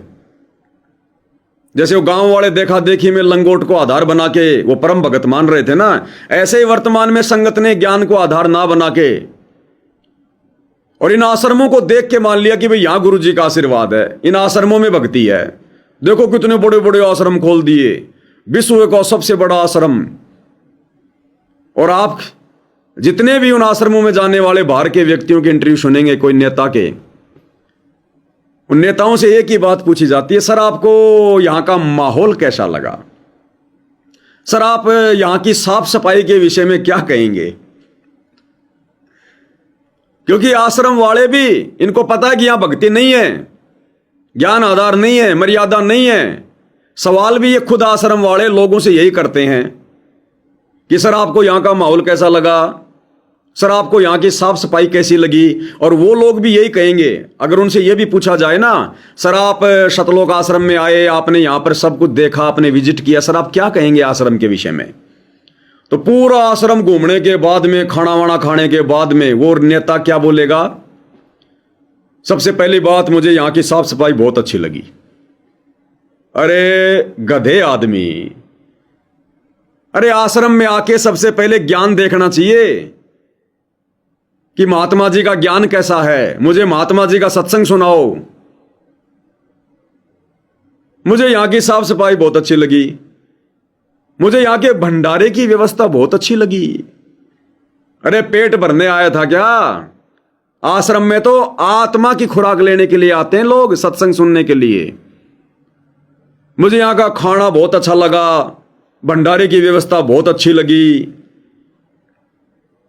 तो आज संगत साध संगति को रिजेक्ट क्यों कर रही है? जो कि सतगुरु रामपाल जी का असली मोक्ष मार्ग है, जहां पर ज्ञान आधार है, जहां पर अच्छी आत्मा है, परमात्मा चाहने वाली आत्मा है, और जो डले ढोने वाली आत्मा है जो इन शतलोक आश्रम में जा रही है। आज ये बाकी की संगत और दुनिया उनको अच्छा क्यों बता रही है? वो लंगोट वाला काम है। लड्डू जलेबी बर्फी को देखकर, बड़े बड़े आश्रमों को देखकर, वहां की साफ सफाई को देखकर, और ज्ञान और भक्ति मर्यादा नाम की वहां छींट भी नहीं है। तो इसी प्रकार वो देवदूत उस भगत के बाहरी आव भाव को देखकर कि बड़ा बुजुर्ग है, बड़े बड़े दाढ़ी है, बड़े बड़े बाल हैं, टाइम टू टाइम दीपक जलाता है, बड़ी बड़ी बातें करता है, इस आधार से देवदूत उस व्यक्ति को तो परम भगत मान रहा था, और जो बेचारा सीधे साधे तरीके से और अपने परमात्मा पर विश्वास करके अपने नियम धर्म पे था, उसको वो कमजोर भगत मान रहा था। तो क्या कहा फिर परमात्मा जी ने विष्णु रूप में क्या कहा? ये बात उस देवदूत का गले नहीं उतरा, ये तो हो ही नहीं सकता। तो भगवान ने समझ लिया कि देवदूत ये विश्वास नहीं मेरी बात पे। तो विष्णु जी बोले, भाई एक काम करना देवदूत, आज तू लेट जाना समय से, बस जिस समय जाता है, और फिर वो पूछेंगे कारण लेट होने का, उनको फिर ऐसे बताना कि आज भगवान ने समय दे रखा था कि दोपहर को सुई की नोक में से, जिसमें धागा डर, सुई के नक्के में के सुराख में हाथी निकाल देगा भगवान, और कहना कि मैं उसको देखने के लिए रुक गया और भगवान ने हाथी उसे सुई के नाके में से निकाल दिया। वो इसी तरह किया। देवदूत पहले उसके पास गया, बड़े के पास, क्योंकि उसको भ्रम था। तो विष्णु जी ने कहा था फिर ये देखना वो कौन क्या प्रक्रिया करता है, तुझे स्वयं फैसला हो जाएगा भगत कौन है। देवदूत उस बड़े के पास गया, उसने भी ये जाते कारण पूछा कि क्या बात, देवता से लेट हो गए, आपकी बहुत इंतजार थी और आपके साथ बैठकर भगवान की चर्चा करते थे, अच्छा समय व्यतीत होता था, क्या बात होगी, क्या कारण हो गया, लेट हो गया बस। देवदूत ने वही बताया कि आज दोपहर को भगवान ने एक लीला करनी थी, वो देख कर आया। तो भगत बोला क्या लीला की, कि कमाल कर दिया भाई, हद कर दी। भगवान ने एक हाथी को सुई के नक्के में निकाल दिया। इसको देख कर आया, इसको देखने के लिए रुका था। भगत बोला 40 साल वाला देवदूत देवता इसी झूठ बोल किसी का दत्त जा, ये कभी हो सकता है? सुई के नक्के में का हाथी निकल जा, क्यों झूठ बोल रहा है? देवता होकर ऐसी बात कर रहा है। तो उस देव की ऐस उठ गया, उसके सारे अनुभव फेल हो गया। तो भगवान ठीक कह कहते तो कति डांगर है, जब इसको इतना विश्वास नहीं भगवान कुछ नहीं कर सकता, तेरे जैसा घसियारा है, फिर भक्ति क्यों कर रहा है? देवदूत उठकर चल पड़ा। क्या बताया परमात्मा जी ने? भगवान विष्णु रूप में कबीर भगवान सतगुरु रामपाल जी ने देवदूत को एक विधि बता दी कि आज तू थोड़ा लेट जाना और ये बात बताना, फिर वो क्या जवाब दें, क्या उनका रिएक्शन हो, फिर तू देख लेना, खुद ही निर्णय कर लेना भगत कौन है। तो देवदूत ने यही कहा, लेट आने का कारण पूछा तो कहा भाई देखो आज भगवान ने अजब गजब लीला करनी थी एक, और भाई मैं वो लीला देखने के लिए रुक गया, और वो लीला भगवान ने दिन के 1 बजे करनी थी, और भाई मैं लीला देख के आया हूं, और भगवान ने अजब गजब कर दिया। तो 40 साल वाला भगत बोला क्या कर दिया, हमें भी तो बताओ। बोलो कमाल कर दिया, भगवान ने सुई के छेद में से हाथी निकाल दिया मेरी आंखों के सामने। हजारों देवता थे, कमाल कर दिया भाई भगवान ने। अब वो 40 साल वाला भगत जिसको परम भगत मान रहा था, वो बोला रे देवदूत, अरे झूठ भी बोले तो ऐसी बोल जो किसी के गले उतर जा। इतनी बड़ी झूठ, और देवदूत होके तेरे को पाप लगेगा, तो ऐसी ऐसी झूठ बोल रहा है। अब वो देवदूत तो माथा पकड़ के बैठ गया, ये भगवान मैं तो इसको परम भगत मान रहा था, ये तो कति डांगर है, डांगर, डांगर यानी पशु, ये तो डांगर है। जब इसको विश्वास ही नहीं कि भगवान ये नहीं कर सकता वो नहीं कर सकता, अगर भगवान भी हमारे जैसा घसियारा होगा, घसियारा किसको बोलते हैं जो घास काटता है, अगर भगवान भी हमारे जैसा अगर वो घसियारा है, कुछ करने धरने का नहीं है, तो फिर भक्ति का फायदा क्या? तो देवदूत ने तो माथा पकड़ लिया, माथा। अब यही हो रहा है भाई और बहनों, आज इस संगत को, और ये जितने भी जो संसार के लोग, बड़े बड़े नेता लोग, सामाजिक लोग, गांव वाले, प्रधान, सरपंच जो इन आश्रमों में आ रहे हैं, ये सब लोग इसी आधार से इन सतलोक आश्रम वालों को, गुरु जी के परिवार को, उनके बेटा बेटी को, उनके भाई को परम भगत मान रहे हैं, अज्ञानता के कारण, भारी दिखावे के कारण। और जिस प्रकार उस भगत को विश्वास नहीं था कि भगवान सुई के छेद में से हाथी कैसे निकाल देगा, आज यदि वो देवदूत आए और यदि वो परीक्षा ले, तो आज भी ये लोग फेल हैं। आज अगर वो देवदूत ये बात कहे कि भाई आज भगवान ने अजब गजब लीला करनी थी, भाई आज भगवान ने अजब गजब मुझे एक बात बतानी थी, और बात को सुन के फिर आया हूं मैं, और भाई भगवान ने तो कमाल की बात कह दी। अब महेंद्र जी कहे कि भाई क्या बात कह दी देवदूत, हमें भी तो बताओ। अरे आज भगवान ने हजारों लाखों देवताओं के सामने ये कहा कि खुद कबीर भगवान सारी सृष्टि का मालिक 8 सितंबर 1951 को गांव धनाना में, और महेंद्र जी आपके बड़े भाई के रूप में प्रकट है सारी सृष्टि का मालिक कबीर भगवान, शब्द स्वरूपी राम। अब महेंद्र जी का क्या जवाब होगा फिर? ये देवदूत इसी झूठ बोल जो किसी का गले उतर जा। तो धानक समाज को हमारा दुश्मन बनाना चाहता है क्या ये बात बोल के? अरे संत रामपाल जी कबीर कैसे हो जाएंगे? संत रामपाल जी भगवान कैसे हो जाएंगे? उन्होंने तो मेरी मां के गर्भ से जन्म लिया है, वो तो मेरे सगे बड़े भाई हैं, वो तो 9 महीने मां के पेट में थे, नरक भोग के बाहर आए। इसी झूठ बोल जो किसी का जच जा। और उस 9 पेज के लेटर में आपने देखा होगा भाई और बहनों, भगत ए और भगत बी। भगत ए यानी महेंद्र, भगत बी यानी मैं पवन। और गुरुदेव ने कितना क्लियर किया है कि मेरे पास में भगत ए यानी महेंद्र ये शिकायत लेकर आया कि मैं भगत बी यानी उस पवन दास से इस बात से नाराज हूं कि वो संत रामपाल जी को भगवान कहता है, परमात्मा कहता है, और कह रहा है कि संत रामपाल जी ने मां के गर्भ से जन्म नहीं लिया। और हमारे से यानी मुझ महेंद्र से धानक समाज ये सवाल कर रहा है कि तुम तो कहते हो कि कबीर जी ने मां के गर्भ से जन्म नहीं लिया, फिर तुम संत रामपाल जी को कबीर क्यों कह रहे हो? इन्होंने तो मां के गर्भ से जन्म लिया है। हमें धानक समाज को जवाब देना पड़ता है। ये उस लेटर की शुरुआत में महेंद्र ने सतगुरु रामपाल जी से सवाल किए हैं, जबकि गुरु से तो सवाल करना ही नहीं चाहिए। गुरु के सन्मुख वचन जो कहिए, सो शिष्य रहनी गहनी सुख लइए। और आगे चलकर उस महेंद्र के इस सवाल के जवाब में गुरु जी लिख रहे हैं कि भगत बी यानी पवन, ये उसके दिल की सच्ची ये श्रद्धा है, उसका ज्ञान आधार है, जो अपने गुरु रामपाल जी को ही कबीर भगवान मानता है कि वो मां के गर्भ से नहीं आए। तो ये आज भी फैल है। और आज देख लो किसी भी सतलोक आश्रम से जुड़े भक्तों के या गुरु जी के बेटा बेटी भाई बंधु रिश्तेदारों के, अगर ये बात जच रही हो जो आप और हम दिन रात चिल्लाते हैं कि सतगुरु रामपाल जी ने मां के गर्भ से जन्म नहीं लिया, ये उनकी लीला है, ये स्वयं कबीर परमात्मा हैं, इन्हीं का सतगुरु प्रकट दिवस मनाया जाना चाहिए। हमने वो दाढ़ी मूंछ वाली कबीर की फोटो फाड़ फाड़ के सोशल मीडिया पर दिखा दिखा के फेंक दी कि रियल कबीर सतगुरु रामपाल जी हैं। तो ये बात इन आश्रम वालों के गले नहीं उतर रही।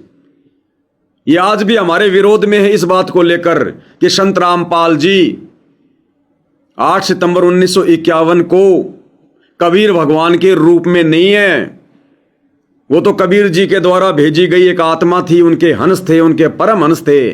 उनको तो 1997 में कबीर जी ने आकर सतलोक भेज दिया। तो वही परीक्षा है भाई और बहनों। इसी प्रकार ये महेंद्र जी उस युग में, उस समय जब वो देवदूत आया था, उस समय इसने अविश्वास किया कि भगवान सुई के छेद में से हाथी नहीं निकाल सकता। ऐसे ही आज ये फैल हो रहे हैं कि सतगुरु रामपाल जी कबीर भगवान नहीं हो सकते। ये आज फैल हो रहे हैं। फिर देवदूत ने सोचा कि भैया जब 40 साल वाले की ये हालत है तो वो 4 साल वाला अगर उसके सामने जाके बताऊंगा तो ना जाने वो तो भाई गुस्सा हो जाए, मार पिटाई कर दे कि देवदूत क्या अड़ंग सड़ंग बोल रहा है तू। हिम्मत करके बेचारा गया। वो 4 साल वाले के पास गया, उसने सोचा यूं तो हमारा धमका दे, मेरे को गुस्से होगा। देवदूत ने सोचा कि ना जाने वो 4 साल वाला तो मेरे को धमका देगा, गुस्सा हो जाएगा। फिर भी बेचारा हिम्मत करके गया। वो 4 साल वाले के पास गया, उसने सोचा यूं तो हमारा धमका दे, मेरे को गुस्से होगा, इसको तो ज्ञान ही कुछ नहीं होगा अभी तक। उस 4 साल वाले ने भी भगत ने पूछा, देवदूत तभी लेट हो गए, आपके आने की बड़ी इंतजार रहती थी, आज तो सोच लिया था शायद नहीं आएंगे, क्या काम हो गया ऐसा कोई, हमें बताओ। देवदूत बोला, भाई क्या बताऊं, झूठ में कह नहीं सकता और सच्चे की शेखर गला उतरते में। अब ये बात कौन कहता है सत्संगों में बार बार, ये झूठ में कह नहीं सकता और सच्ची बात किसी के गले नहीं उतरती, कबीर भगवान सतगुरु रामपाल जी।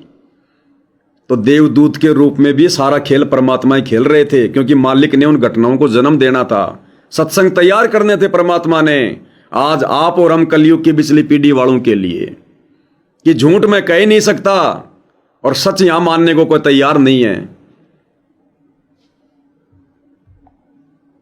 झूठ में कह नहीं सकता और सच्ची की शेखर गला उतरती में।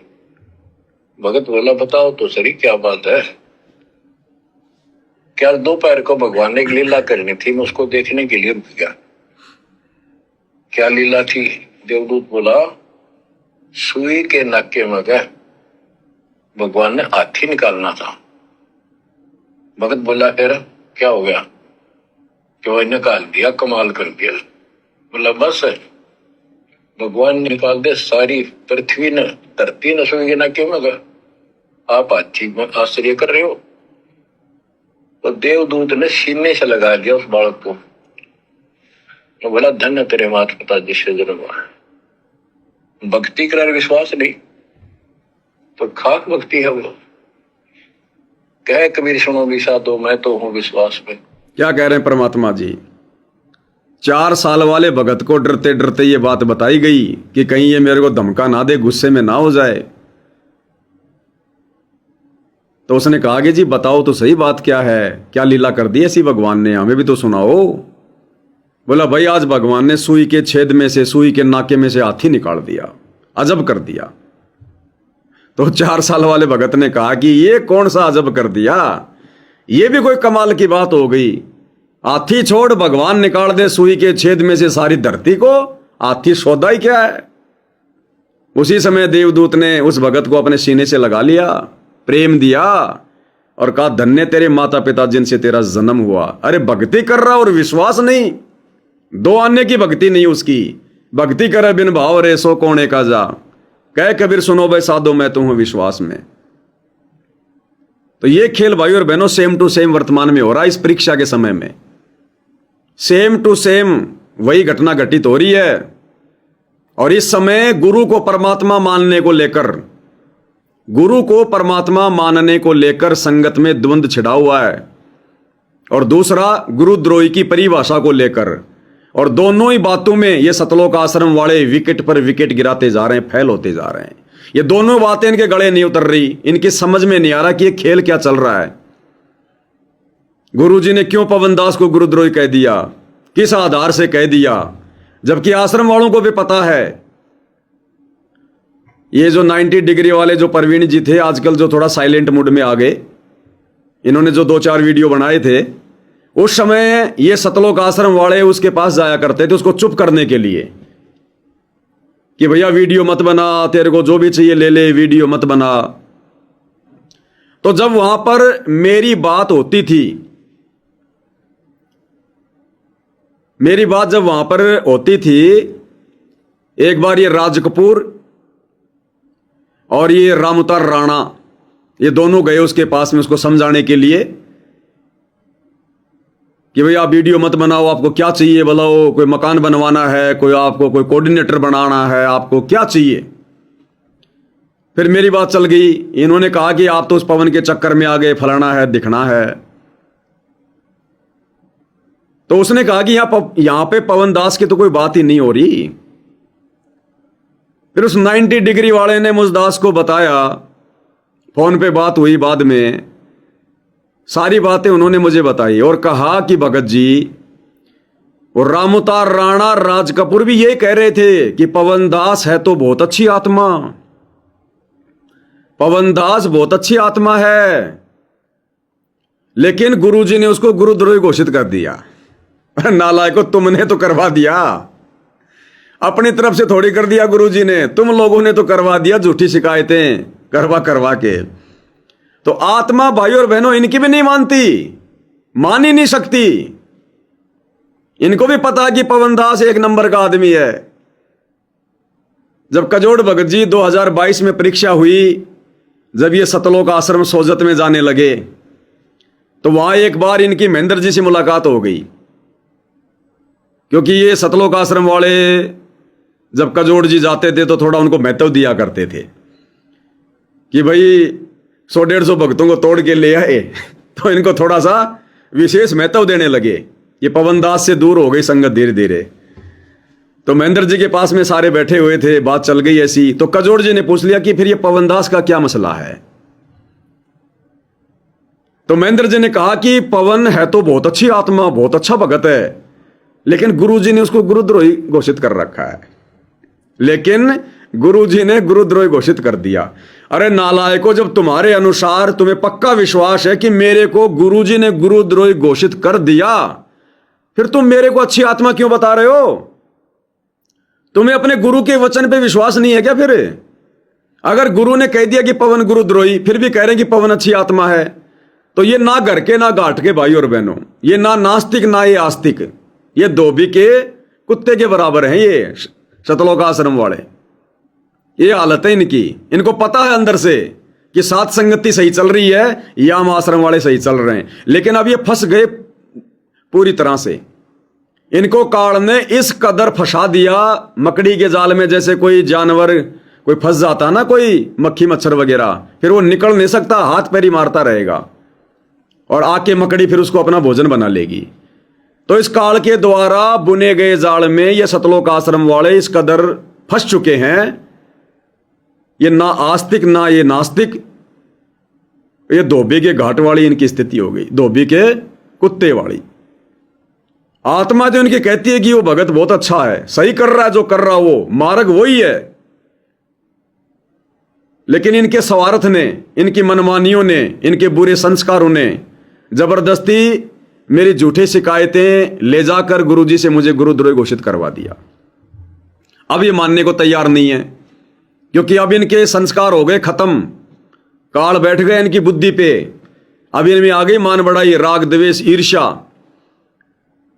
और मालिक कहते हैं कि राज त्यागना सहज है, सहज नारी का ने, मान बढ़ाई ईर्ष्या दुर्लभ तजनाइए। जब मुझे गुरुद्रोही घोषित किया गया, एक भगत ने मेरी प्रार्थना लगवाई गुरुजी की बेटी के माध्यम से हिसार जेल में। तो गुरुजी की बेटी की ऑडियो आपने सुनी होगी मंजू की। उसमें भी मंजू क्या कह रही है कि गुरुजी ने पवन को गुरुद्रोही घोषित नहीं किया, वो बहुत अच्छी आत्मा है। गुरुजी कह रहे हैं मेरा बहुत अच्छा भगत है, वो गुरुद्रोही नहीं है। उसको आपस की बातचीत को लेकर गुरुद्रोही घोषित कर दिया इन आश्रम वालों ने, जबकि वो गुरुद्रोही नहीं है, मेरी बहुत अच्छी आत्मा है, वो मेरा शिष्य है। ये बात तो खुद गुरुजी की लड़की कह रही अपनी ऑडियो में कि आज मेरी भाभी गई थी, यानी जो वीरेंद्र की जो औरत है वो गुरुजी से मिलने गई थी जेल में, और उसने मेरी प्रार्थना लगाई थी। उसने आकर फिर मंजू को बताई ये बात कि गुरुजी ने ये आदेश दिया है। तो पता इन सबको है भाई और बहनों क्या सच है और क्या गलत है, लेकिन अब ये काल के अधीन है। अब ये अपनी मर्जी नहीं कर सकते, क्योंकि अपनी भक्ति नष्ट कर चुके हैं, संस्कार ये अपने नष्ट कर चुके हैं। अब ये चाहते हुए भी सीधे रास्ते पे नहीं आ सकते। ये चाहते हुए भी काल के जाल में जो फंसे हुए ना, ये चाहते हुए भी वापस नहीं निकल सकते। अब बुराई में जाना बहुत आसान है, बाहर निकलना उतना ही मुश्किल है। अब ये सिर्फ फड़फड़ा रहे हैं, इनको पता है अंदर से ये लोग असहज महसूस करते हैं अपने आप को, अंदर से बिल्कुल खोखले हो चुके हैं ये सारे गुरुजी के परिवार वाले, कोऑर्डिनेटर। संगत भी धीरे धीरे खोखली होती जा रही है इनके कहने से, मर्यादा तोड़कर। और एक दिन ऐसा आएगा, या तो ये भक्ति मार्ग से हट जाएंगे, और यदि कोई इनका अच्छा संस्कार होगा तो परमात्मा उन आत्माओं को साथ संगति से जोड़ देगा। अन्यथा ये घर के रहेंगे ना घाट के, धोबी के कुत्ते वाली हालत इन लाखों करोड़ों लोगों की होने वाली है। तो जब देवदूत ने देखा और अपने सीने से लगा लिया और कहा धन्य तेरे माता पिता जिनसे तेरा जन्म हुआ, फिर मालिक कह रहे हैं कि भक्ति कर रहा और विश्वास नहीं, और वर्तमान में भक्ति भी कर रहा और विश्वास नहीं, वो भी अपने गुरु पे, जो गुरु भक्ति का मूल है, भक्ति का आधार है, फाउंडेशन है भक्ति की। नींव जितनी मजबूत होगी मकान उतने अच्छे बनेंगे ऊपर। तो गुरु तो भक्ति की नींव है, और यदि नींव ही आपकी कमजोर है, आपने गुरु को ही मानुष मान लिया, गुरु को परमात्मा नहीं माना, तो भक्ति आगे कैसे चलेगी, कैसे बनेगी। तो गुरुदेव कहते हैं, कहे कबीर सुनो भाई साधो मैं तो हूं विश्वास में, विश्वास के बिना भक्ति नहीं बनेगी। और विश्वास किस पर? अपने गुरु पर। क्या कह रहे हैं मालिक आगे? तो अपने परमात्मा की विज्ञापन अविश्वास नहीं होना चाहिए। और ये धीरे धीरे आपके साथ भी परमात्मा ऐसी लीला करते रहेंगे और कर भी दी होगी, और ना भी हो तो इतने सारे प्रमाण दिए जाते हैं, विश्वास कर लेना। गुरुदेव कह रहे हैं ये विश्वास धीरे धीरे आप आत्माओं के साथ भी होगा जो आप भक्ति पर लगे हुए हैं, आपको दृढ़ करने के लिए। और ऐसी घटनाएं, चमत्कार आपके साथ में हो भी चुके होंगे। गुरुदेव कह रहे हैं कि बहुत सारी घटना आप लोगों के साथ में घटित हो भी चुकी होंगी। किसी को कैंसर से बाहर निकालना, किसी के भूत प्रेत की बाधा ठीक हो जाना, या और किसी प्रकार से परमात्मा ने किसी को काम धंधे में कोई लाभ देना, किसी के बेटा बेटी नौकरी लग जाना। तो गुरुदेव कहते हैं बहुत सारी घटना, चमत्कार, लीला आपके साथ भी हो चुके होंगे। और यदि किसी के साथ नहीं हो रहे हैं तो मायूस मत होना, निराश मत होना, भक्ति पर लगे रहना। मोक्ष मुक्ति इसी प्रकार से होगी। आपके साथ वो घटनाएं क्यों घटित नहीं हो रही, वो चमत्कार आपके साथ क्यों नहीं हो रहे जो दूसरों के साथ हो रहे हैं, उसका रीजन होता है परमात्मा आत्मा की दृढ़ता के आधार से सारे काम करता है। जो पहले से जो दृढ़ हैं, जो मजबूत हैं, उनके साथ परमात्मा इस प्रकार के चमत्कार नहीं करता जो प्रत्यक्ष में होते हैं। मालिक को पता है कि ये मेरी दृढ़ आत्मा है, और जो कमजोर आत्मा होती है उसके साथ परमात्मा ज्यादा चमत्कार करते हैं, ज्यादा उसको शोपन में दर्शन देते हैं। आज जैसे बहुत सारी माता बहनें हैं या बहुत सारे भाई हैं जो अपने घर में, परिवार में, कोई अपनी औरत के साथ में, कोई अपनी पत्नी के साथ में भक्ति मर्यादाओं को लेकर संघर्ष कर रहे हैं। अब वो भाई बहन नादानी में सोचते होंगे कि भगवान ये सारा संघर्ष हमारी झोली में आ गया क्या, और भी तो भगत हैं संगत में, ये सारे दुख हमारे ऊपर ही आ गए क्या। वो दुख नहीं है, वो संघर्ष परमात्मा ने जानबूझकर तुम्हारी झोली में डाले। वो चाहता तो भाई वो तुम्हारे संस्कारों को खत्म भी कर सकता था, जैसे दूसरे कमजोर भक्तों के संस्कारों को चमत्कार दिखा दिखा के जो है परमात्मा समाप्त कर रहा है। वो परमात्मा चाहता तो तुम्हारे भी कर सकता था सारे काम सही, लेकिन क्यों नहीं कर रहा? क्योंकि मालिक ने तुम पर विश्वास किया कि ये मेरी दृढ़ आत्मा है, ये आत्मा संघर्ष अवश्य करेगी, ये आत्मा हार मानने वालों में से नहीं है। तो गुरुजी संघर्ष भी उन्हीं भक्तों की झोली में डालते हैं जिन भक्तों पर गुरुजी विश्वास करते हैं कि ये आत्मा मेरी संघर्ष को अवश्य पार करेगी, ये डरने वालों में नहीं है, घबराने वालों में नहीं है, ये हार मानने वाली आत्मा नहीं है, ये मर्यादाओं के लिए घर में, परिवार में, समाज में, रिश्तेदारी में ये जरूर ज्ञान आधार से संघर्ष करेगी। तो संघर्ष भी परमात्मा उन्हीं आत्माओं की झोली में देते हैं जिन पर भगवान को विश्वास होता है। तो संघर्ष से डरना नहीं, और ये संघर्ष है तो समझ लेना हम भगत हैं। जिसके जीवन में संघर्ष नहीं वो भगत नहीं है, वो अंदर से खोखला है। संघर्ष हमारे को मजबूत करेगा। ये परिस्थितियां जो तरह तरह की हमारे सामने जो प्रकट हो रही है ना, जिनसे हमारे को संघर्ष करना पड़ रहा है, ये संघर्ष ही तो हमारे को मजबूत करेगा। अरे जिस चोहे ने, जिस लोहे ने ना आग की वो तपन सही, ना जिसने घण की चोट सही, उस लोहे का क्या बनेगा? कोई औजार नहीं बनेगा, वो 50 रुपए किलो में बिकेगा। और जिसको लोहार ने चोट मार मार के, आग में तपा तपा के, जिसकी छोटी छोटी चिमटी बना दी, कोई चम्मच बना दी, वो एक एक चम्मच 50-50 रुपए में बिकती है, 20-20 ग्राम की एक एक चम्मच 50-50 रुपए में, क्योंकि उसने संघर्ष को सहा है। परमात्मा कहते हैं जलाऊं भी, तपाऊं भी, चिमटे से खाल उतारूं, फिर भी जो ले नाम हमारा उसको पार उतारूं। तो जलाना, तपाना और चिमटे से खाल उखाड़ना, जलाना और तपाने का मतलब है घर परिवार में संघर्ष, भक्ति मर्यादाओं को लेकर, विषय वासनाओं को लेकर। और चिमटे से खाल उतारूं यानी कोई तुम्हें ताने मारेगा, कोई तुम्हें गालियां निकालेगा, कोई गुरुजी के बारे में कुछ कहेगा, कोई हमारे को व्यंग कसेगा। तो परमात्मा कहते हैं जलाऊं भी, तपाऊं भी, चिमटे से खाल उतारूं, फिर भी जो ले नाम हमारा, फिर भी जो इस भक्ति पर दृढ़ रहेगा उसी को पार उतारूं। तो ये तो पहचान है कि परमात्मा तुम्हें पार करना चाहता है संघर्ष में डाल के, ताकि तुम्हें घर परिवार, रिश्तेदार और इन रिश्ते नातों की हकीकत का पता चले। हमारे अंदर कुछ कमजोरियां हैं, परमात्मा वो संघर्ष करवाकर उन कमजोरियों को हमसे दूर करना चाहता है। किसी का अपने पति के साथ में संघर्ष है तो किसी का अपनी औरत के साथ में संघर्ष है। मालिक को पता है कि ये आत्मा आंतरिक तौर से एक दूसरे में फंसी हुई है, इनका मोह भंग करना अति आवश्यक है, वरना अंत में ये भगत को ले डूबेगी। तो परमात्मा जी उस घर में ऐसी परिस्थितियां पैदा कर देंगे, कुछ जानबूझकर, कुछ उनके पिछले संस्कार की होती है। वो पत्नी जो अपने पति से इतना प्यार किया करती थी, वो पति जो अपनी औरत से इतना प्यार किया करता था, इतना विश्वास किया करता था, अब जब भक्ति मर्यादाओं को लेकर संघर्ष शुरू होगा और वो पत्नी अपने पति की उन बातों को नहीं मानेंगी जो बातें ज्ञान विरुद्ध हैं, या वो पति उन बातों को नहीं मानेगा जो बातें उसकी पत्नी की ज्ञान विरुद्ध हैं, आपस में उनका मोह भंग होगा। उनको हकीकत का पता चलेगा कि भैया कोई किसी का पति नहीं, कोई किसी की पत्नी नहीं, ये सब दिखावे हैं, सब कुछ नहीं, अरे बाढ़ में जाओ। ये मालिक की बहुत बड़ी मेहर हो रही है। किसी का अपने बेटे में मोह है, किसी का अपनी बेटी के प्रति मोह है, किसी का अपने माता पिता के प्रति मोह है, और जब हम भक्ति पर लगते हैं तो वो बेटा बेटी भी उनके दुश्मन हो जाते हैं। तब उस माता पिता को पता चलता कि यहाँ कोई किसी का बेटा नहीं है, अगर मेरा बेटा होता तो मैं तो मोक्ष के लिए भक्ति कर रहा हूं, ये भक्ति में सहयोग करता, ये तो बाधा उत्पन्न कर रहे, तो काल का दूत है। तो परमात्मा उस संघर्ष में डाल के हमें भगत बना रहे हैं ताकि हम यहीं पर ना फंस जाएं काल के जाल में।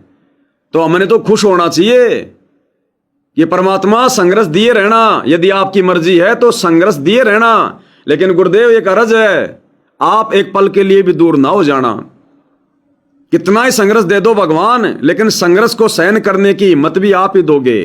आप पल पल साथ रहना परमात्मा, सुई की नोक जितना भी अपने दास से, अपने दासी से दूर मत हो जाना। सुनते हैं हम लोग एक बार अमिताभ बच्चन के बारे में, अब नाम तो सारे जानते ही हैं जो फिल्में फाल्में बनाता है। तो सुनने में आया था कि 10-11 फिल्में उसकी फ्लॉप चली गई। वो अपना बोरिया बिस्तर बांध के वापस आने की तैयारी कर रहा था बंबई से, और अपने पिताजी के पास में बैठा था। हरिवंश राय बच्चन उनके पिताजी थे जो कविता वगैरह लिखा करते थे। जब हम छोटे छोटे थे तो 5वीं 6वीं में हिंदी में जो कविता आती थी वो अमिताभ बच्चन का बाप लिखा करता था, हरिवंश राय बच्चन। तो दुखी होकर, मायूस होकर, इतना संघर्ष करने के बाद में अमिताभ बच्चन ने अपने पिताजी के पास जाकर कहा कि पिताजी, संघर्ष कब तक? देख लिया मैं बहुत दुखी हो गया, मैंने इतनी एक्टिंग कर दी, इतनी फिल्में बना दी, सब फ्लॉप हो गई, लोग मेरे को पसंद ही नहीं कर रहे। बोला पिताजी संघर्ष कब तक? तो उसका पिताजी तो वो कवि था, उसने कहा कि बेटा जीवन जब तक। उसने शॉर्ट में पूछा तो बाप ने भी शॉर्ट में जवाब दिया। बेटा बोला पिताजी संघर्ष कब तक? बेटा बोला, बाप बोला बेटा जीवन जब तक, जब तक जिएगा तब तक संघर्ष है। उसके बाद उसको हिम्मत मिली, फिर वो और फिल्म बनाने लगा। अब देखो उसकी बकवाद फिर सफल हो गई। तो हम तो भक्ति कर रहे हैं, वो तो कोई भक्ति भी नहीं कर रहा, कोई दुनिया का कोई मार्गदर्शन भी नहीं कर रहा था, तो बकवाद कर रहा था, तो फिल्म बना बना के, गाने बना बना के, झूठी कहानियों पे। और जब उसने भी हिम्मत नहीं आ रही दुनिया को बर्बाद करने के लिए, लोगों में मलिनता भरने के लिए, फिल्मी गानों के माध्यम से, झूठी एक्टिंग के माध्यम से, जब उस अमिताभ बच्चन ने हिम्मत नहीं आ रही और वो भी आज सफल हुआ अपने लेवल पर फिल्मी दुनिया में, तो हम तो भगत हैं, भक्ति कर रहे हैं, अपनी आत्मा का मोक्ष करवाएंगे और दुनिया को एक नई जो है वो दिशा देके जाएंगे, उदाहरण बनेंगे। तो यदि हम संघर्ष करेंगे तो क्या हम सफलता प्राप्त नहीं करेंगे? और अमिताभ बच्चन के ऊपर तो काल का हाथ था, आप और हमारे ऊपर तो दयाल का हाथ है।